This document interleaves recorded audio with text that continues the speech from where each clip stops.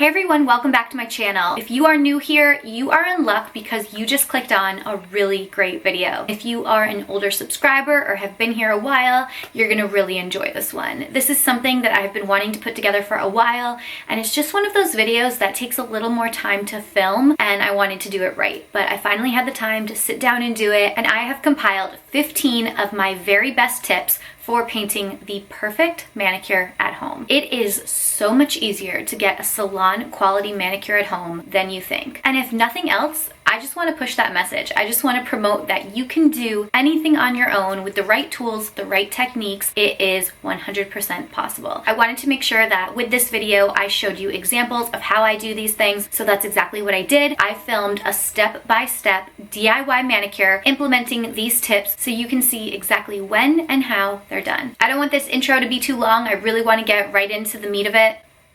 The meat of it? Is that the saying? I don't know. I want to get right to the juice.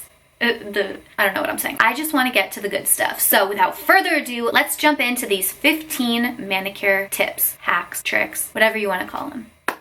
All right, my nails are naked and they are ready to be polished. The first thing we want to do to ensure that this mani turns out perfect is trim and shape them. So grab a clipper, identify your shortest nail, and cut the rest of them down to match its length. My nails are already pretty even, so I'm just going to go in with a file to perfect the shape. Try using a glass or crystal file to do this. They're much more gentle, and whether you're going for a round or square look, do your best to file in one direction. I know it's easier said than done, and I'm not the best at it, but it will help combat peeling nails. The next step to a salon perfect mani is to tend to those cuticles. A plastic pusher, a metal pusher, or an orange stick will do the job. You should always be pushing your cuticles back, even post manicure.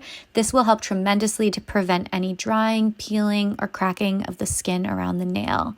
And should you have a hangnail or any dead skin that needs to be clipped, a nipper will quickly take care of that for you, but try to stick to pushing your cuticles as much as possible and avoid the clipper. Definitely comes in handy, but probably cause more damage than good. To ensure that your polish applies and appears smooth, the nail surface must be smooth. So opt for a fine grit buffing cube versus a more coarse option to lightly remove any ridges and even out the nail. Now, once the nails are perfectly prepped, it's important to cleanse the surface before applying any polish. You can use a dehydrator or 100% acetone to wipe them down. This is just going to remove any oil, any dust. Grab a piece of paper towel or a lint-free wipe just because they're less likely to leave any small hairs or fuzzies behind. Now, a base coat is non-negotiable, especially when you're working with darker colors. Today, I'm using the Olive and June Ridge Filler, which again helps smooth out the nail surface. I'm just going to put a really thin coat of this on all of my nails.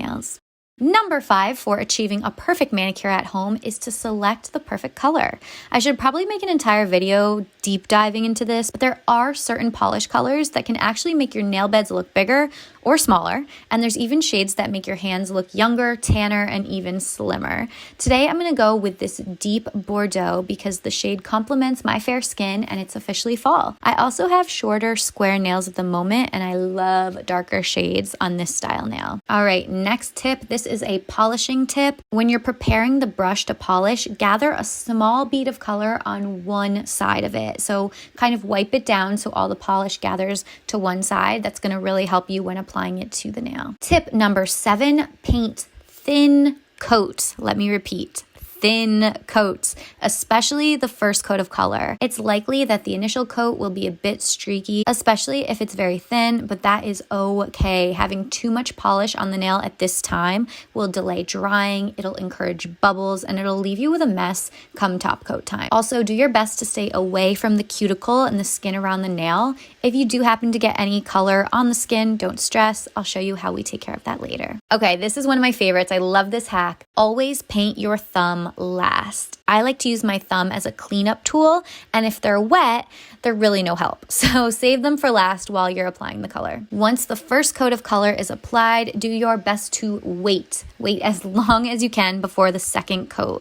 Once the nails feel dry to the touch, it's okay if they're a bit tacky, but primarily dry, it's time for the second coat. Now, this coat can be the tiniest bit thicker than the first coat because our goal is always to stick with 2 coats of color. We want this coat to conceal any imperfections and showcase the true shade of this polish. There's nothing wrong with 3 coats, but your manicure will take much longer to dry and the odds of it chipping faster are higher since there will be so many coats of polish on your nails. The next tip I have is capping the free edge of your manicure. A lot of people skip this step, but this is going to help prevent any lifting and prolong your manicure.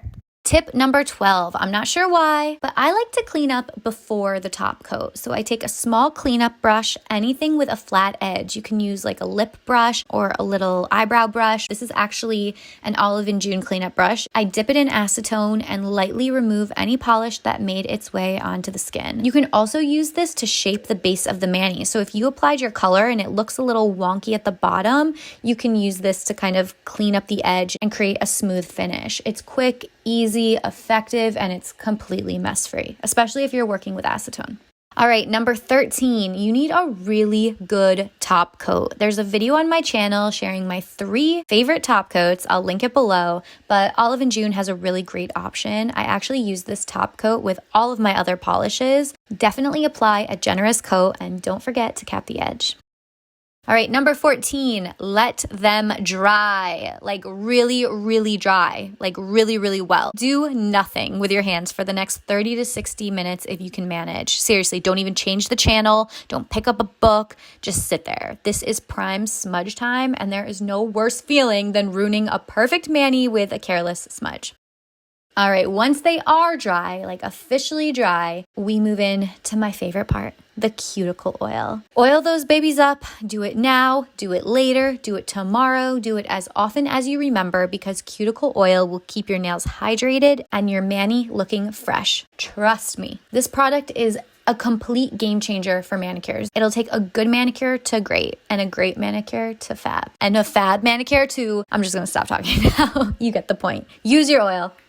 So that is it, guys. Those are all 15 of my tips for the perfect at-home manicure. I don't think that was so hard. I always say, if I can do it, you can do it. We all deserve to have salon quality manicures without breaking the bank. A few simple tools, products, and tricks can absolutely help you achieve the perfect manicure at home, and I can't wait to see you give them a try. But that is it for this video. If you enjoyed it, please give it a thumbs up. Subscribe to my channel if you haven't already done so. I create a lot of manicure content, but also some beauty, hair, and fashion, and a little lifestyle mixed in, and I would love for you to join this community. Also, please leave me a comment below if you learned anything from this video, if you gave any of these tricks a try, or if you have any of your own tips or tricks to share, something I may not have mentioned or may not even know of. I love learning from all of you as well. But that's it for today. Thank you again for watching, and I will see you all in my next one.